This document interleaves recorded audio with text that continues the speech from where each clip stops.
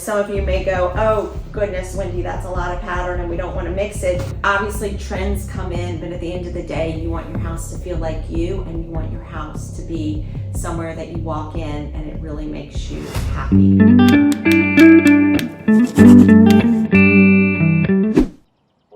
We have now reached 10,000 subscribers, which is amazing.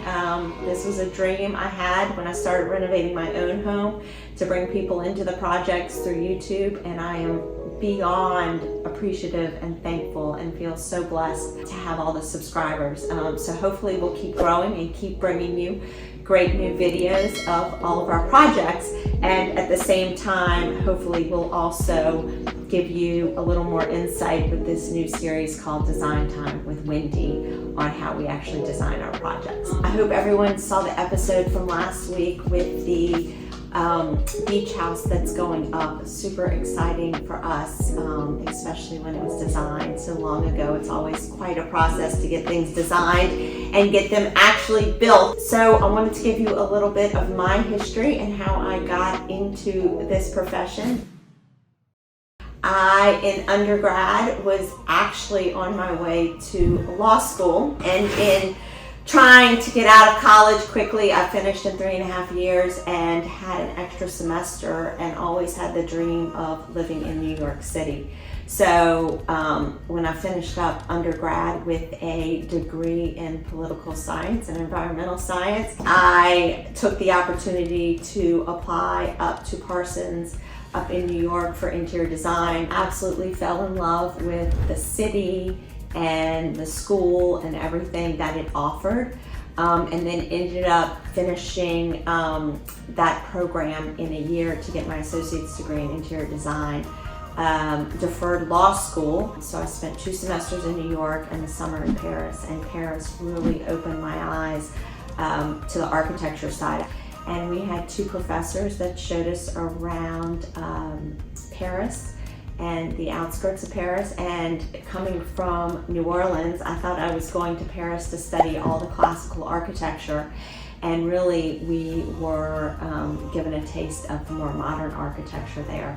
So a lot of Le Corbusier and other architects. So anyway, I got back home to New Orleans after a year in New York and Paris, and I decided to defer law school for a year, and I started working for an interior designer, and a few months later an architect here in New Orleans.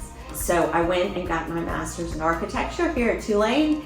Law school was then a journey way far away that wasn't going to happen. I ended up graduating from architecture school 6 months pregnant with my son, and I was very thankful that I found my passion in what I was doing. So a lot of designers talk about a particular style that they have, and I tend not to have a particular style. So for me, architecture and interior design are a continuum. There's not a start and stopping point.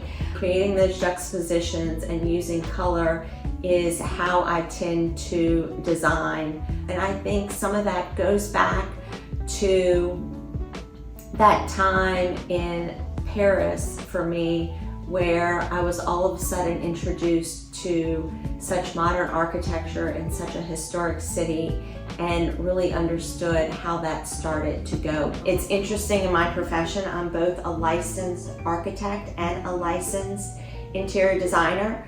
I'm also a decorator, and proud to be all 3 of those things. And getting back to this idea of style, in the past few years when I look at some more of the more architectural projects I've done, we've got the Center Hall Cottage that we basically took down very, very far, where we almost just had a fireplace left. And then we have a project like the new beach house. Both of them have a really successful, I think, floor plan. We spent a lot of time working that out.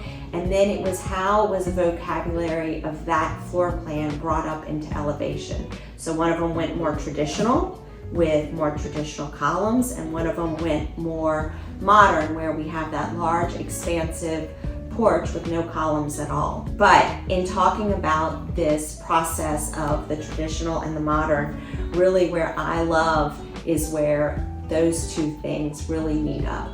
So it gets me really excited in working on both these traditional and these modern forms is to imagine how those forms can come together through the decorating. So you've probably all seen beautiful pictures of Parisian apartments, and then the decorators or the interior designers come in and put this really beautiful modern furniture into it. I absolutely love that juxtaposition, and having trained myself in both traditional vocabularies and modern vocabularies, I'm able to understand how those two things come together.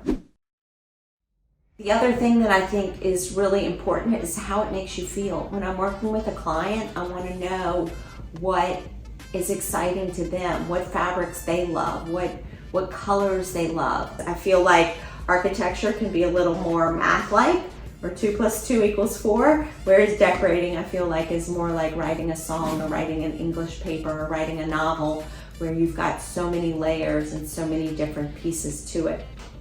I just got sent this wallpaper, and so it's this bunny hopping around, and this is the full pattern right here, right? But like immediately when you see this, I pulled this, which some of you probably love it, some of you probably hate it, but when you see it, does it make you happy, or does it make you go, oh my gosh, if I had to look at that every day, I'd go crazy. And so that's important to me, is how something makes you feel. Right now in design, there's a lot of pattern. A lot of you guys have commented that some of the projects are too pattern on pattern, which I totally understand. Obviously trends come in, but at the end of the day, you want your house to feel like you, and you want your house to be somewhere that you walk in and it really makes you happy. Obviously color is so important. Here's a fabric, and I just wanted to show you how much color can change. We all know this inherently, but I just think, you look at this, it makes you feel one way. You look at this, it's a little more somber, it makes you feel another way. And then you look at something like this, same pattern, but different colors, right? It's much more vibrant. What would you want in your house? And I work with a lot of different clients, and it is a very, very personal preference. None of my projects are just my projects. They always have a client. I pulled this is an example of a super modern fabric. We put it on a very traditional bergère chair over at the luxury condo. Also at the luxury condo, in the dining space, we juxtapose this more vibrant fabric with a more muted black and white French toile by Schumacher. Some of you may go, oh goodness, Wendy, that's a lot of pattern and we don't want to mix it. But what was fun for us is that this is the back of the chair, which you see. It's a round table, right? So you're always seeing the back of the chair. So we mix this, and then we put this on the front to bring in a little French flair.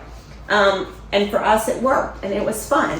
That particular client loves to mix pattern. Here's a Pierre Frey fabric. How does this make you feel? For me, I think it's a beautiful fabric that brings a lot of joy. But we didn't want it to get too sweet, so we mixed it with a more modern, graphic, black and white wallpaper. Find a fabric you love as a base and then build on it.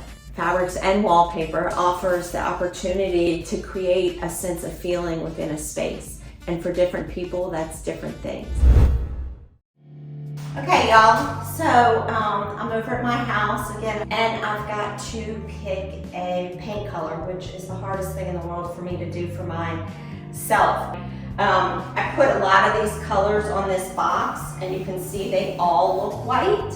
And then up here, these are some of the same colors that look like they have a lot of pigment in them. You can see the sun's kind of down, the light level is low. I don't want to be looking at this in any super bright light. I do want to look at it in natural light. I'm actually running out of daytime here. It's been a busy work day. I thought I might like this grayer color. Now it is looking too dark. When I do my plans, I specify what's called a level 5 finish.